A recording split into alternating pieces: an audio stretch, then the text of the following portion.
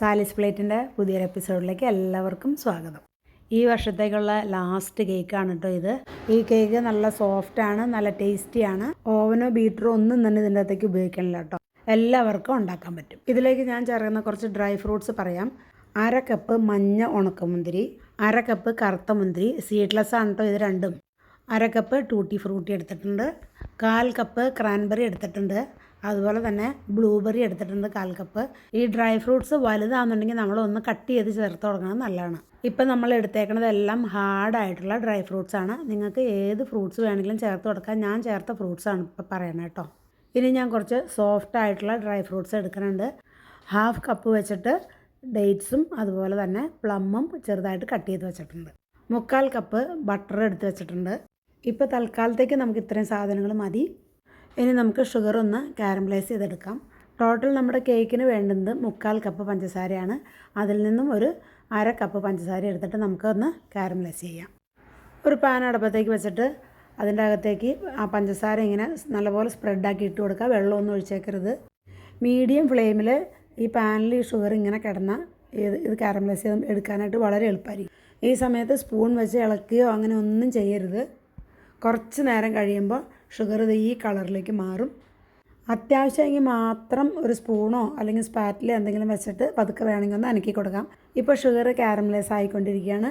ഇങ്ങനെ ഈ ബബിൾസ് കണ്ടു കഴിഞ്ഞാൽ ഉടനെ നമ്മൾ ഫ്ലെയിം ഏറ്റവും ലോയിലേക്ക് മാറ്റണം. അതിനുശേഷം വളരെ സൂക്ഷിച്ച് 1/2 കപ്പ് വെള്ളം ചേർത്ത് കൊടുക്കുക. ചൂടുവെള്ളമോ തണുത്ത വെള്ളമോ ഏതൊഴിച്ചാലും കുഴപ്പമില്ല, സൂക്ഷിച്ച് ചെയ്യണം. വെള്ളം ഒഴിച്ച് നല്ലപോലെ ഒന്ന് തിളച്ച് കഴിയുമ്പോഴേക്കും നമ്മളുടെ ഷുഗർ കാരമലൈസ് ചെയ്ത് കഴിഞ്ഞു. ഈ സമയത്ത് നമ്മൾ നേരത്തെ അളന്ന് വെച്ചേക്കണം 3/4 കപ്പ് ബട്ടർ ഉണ്ടല്ലോ, അത് ഇതിൻ്റെ അകത്തേക്ക് ഇട്ട് കൊടുക്കുക. ബട്ടർ മെൽറ്റാവണ വരേക്കും ഒന്ന് ഇളക്കി കൊടുക്കുക. ഇപ്പോൾ ബട്ടറെല്ലാം മെൽറ്റായി വന്നിട്ടുണ്ട്. ഈ സമയത്ത് നമുക്ക് നേരത്തെ എടുത്ത് വെച്ചേക്കണ ഡ്രൈ ഫ്രൂട്ട്സിൻ്റെ കട്ടിയുള്ളത് ഹാർഡായിട്ടുള്ളത് മാത്രം ഇതിലേക്ക് ഇട്ട് കൊടുക്കാം. ഇത് ആ മിക്സിയിൽ കിടന്ന് നല്ലപോലെ ഒന്ന് തിളയ്ക്കട്ടെ. തിളച്ച് കഴിഞ്ഞിട്ടുണ്ടെന്നുണ്ടെങ്കിൽ 4 മിനിറ്റ് കൂടിയിട്ട് അതിനെ തിളപ്പിക്കണം. ഈ ഫ്രൂട്ട്സൊക്കെ ഇങ്ങനെ തിളച്ചുകൊണ്ടിരിക്കുന്ന സമയത്ത് തന്നെ നമുക്കൊരു 2 ടീസ്പൂൺ ചെറുനാരങ്ങയുടെ നീര് ഇതിനകത്തേക്ക് ഒഴിച്ചു കൊടുക്കാം. ഇനി ഇതിലേക്ക് 1 ടീസ്പൂൺ ഓറഞ്ചിൻ്റെ തൊലി ചിരണ്ടിയത് ഇട്ട് കൊടുക്കുന്നുണ്ട്. അത് ഞാൻ പറയാൻ വിട്ടുപോയതാണ്. അതുപോലെ തന്നെ ചെറുനാരങ്ങയുടെ തൊലി ചിരണ്ടിയതും ചേർത്ത് കൊടുക്കുന്നുണ്ട് 1 ടീസ്പൂൺ. ഇനി ഇതിലേക്ക് ചേർക്കുന്നത് 2 ടീസ്പൂൺ സ്ട്രോബെറിയുടെ ജാമാണ്. ഏത് ജാം വേണമെന്നുണ്ടെങ്കിലും നിങ്ങൾക്ക് ചേർത്ത് കൊടുക്കാം. ചില കാര്യങ്ങൾ ആദ്യമേ നമ്മൾ എടുത്തു വെക്കേണ്ടതായിരുന്നു, അത് ഞാൻ പറയാൻ വിട്ടുപോയി. അപ്പോൾ വീഡിയോ ഫുള്ള് കണ്ടതിന് ശേഷം കേക്ക് ഉണ്ടാക്കാൻ തുടങ്ങാം. ഇപ്പോൾ ഫ്രൂട്ട്സ് എല്ലാം തിളച്ച് 4 മിനിറ്റായി. ഇപ്പോൾ സ്റ്റവ് ഓഫ് ചെയ്യാണ്. നമുക്ക് ചേർക്കേണ്ട സാധനങ്ങളെല്ലാം നമ്മളിപ്പോൾ ചേർത്ത് കൊടുത്തിട്ടുണ്ട്. ഫ്രൂട്ട്സ് എല്ലാം സോക്കായി വരുമ്പോഴേക്കും കാര്യമായിട്ടുള്ള ജ്യൂസൊന്നും ഇതിൻ്റെ അകത്ത് കാണില്ല കേട്ടോ. ഇനി ഇത് തണുക്കുമ്പോഴേക്കും നമുക്ക് കുറച്ച് കാര്യങ്ങൾ ചെയ്യാനുണ്ട്. 1 കപ്പ് ക്യാരറ്റ് ചിരണ്ടി വയ്ക്കണം, നട്ട്സ് ചെറുതായിട്ട് കട്ട് ചെയ്ത് വെക്കണം, മൈദ മിക്സ് ഉണ്ടാക്കി വയ്ക്കണം, പഞ്ചസാര പൊടിച്ചെടുക്കണം, അതുപോലെ തന്നെ ചേർക്കാനുള്ള മസാലകളെല്ലാം പൊടിച്ച് റെഡിയാക്കി വയ്ക്കണം. ഞാനിതെല്ലാം നേരത്തെ ചെയ്ത് വെച്ചേക്കണതാണ് കേട്ടോ. നമ്മളുടെ ഫ്രൂട്ട്സിൻ്റെ മിക്സെല്ലാം നല്ലപോലെ തണുത്തു. ആ സമയത്ത് നേരത്തെ നമ്മൾ എടുത്ത് വെച്ചിരുന്ന ഡേറ്റ്സും അതുപോലെ തന്നെ പ്ലമ്മും ഒക്കെ ചേർത്ത് കൊടുക്കുകയാണ്. ചെറുതായിട്ട് അരിഞ്ഞ നട്ട്സ് ഒരു 3-4 സ്പൂൺ ചേർത്ത് കൊടുക്കുന്നുണ്ട്. നമ്മൾ റെഡിയാക്കി വെച്ചിരുന്ന ക്യാരറ്റും കൂടി ഈ കൂട്ടത്തിൽ ചേർത്ത് കൊടുക്കുകയാണ്.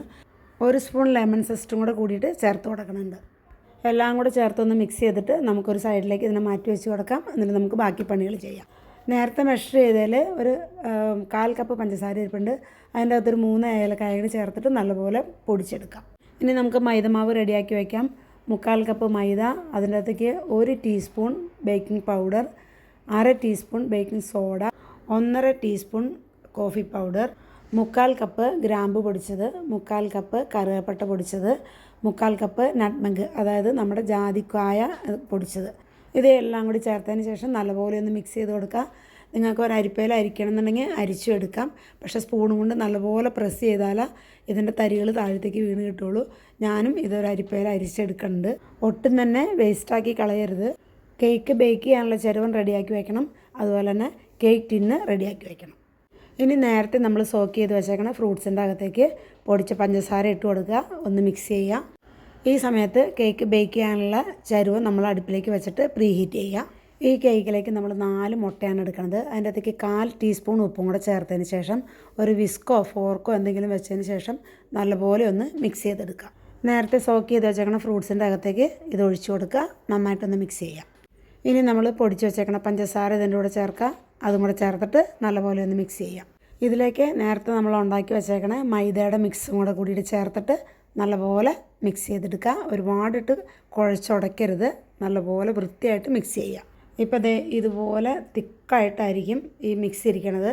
അതിലേക്ക് 3 ടീസ്പൂൺ ചെറിയ ചൂടുള്ള പാലും കൂടെ ചേർത്തതിന് ശേഷം നല്ലപോലെ ഒന്ന് മിക്സ് ചെയ്യുക. നമ്മുടെ കേക്കിൻ്റെ മിക്സ് എല്ലാം റെഡിയായി.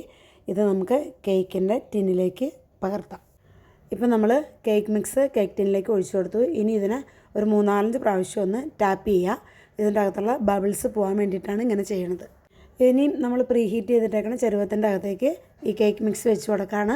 അതിനുശേഷം ചെരുവ നല്ലപോലെ മൂടിയതിന് ശേഷം ലോ ടു മീഡിയം ഫ്ലെയിമിൽ ഇതിനെ ഒരു മണിക്കൂർ തന്നെയെങ്കിലും വേവിച്ചെടുക്കണം.